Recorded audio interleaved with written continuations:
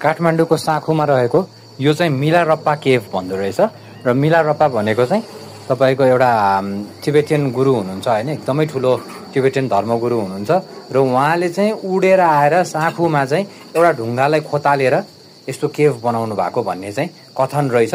र यो केभमा चाहिँ एकदमै, यो केभ मात्रै नभएर यो केभको वरिपरि नै एकदमै डिभाइन एनर्जी जस्तो एउटा एकदम स्पिरिचुअल पावरफुल एनर्जी चाहिँ थियो। र यो केभ चाहिँ नङले कोतारेर बनाएको भनिन्छ।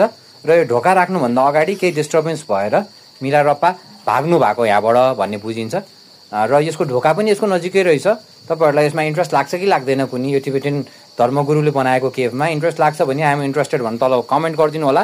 म तपाईँलाई यसको ढोका र यसको अन्य भिडियोजहरू पनि सेयर गर्नेछु।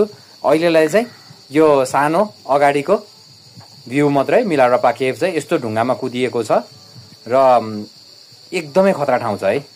जय नेपाल।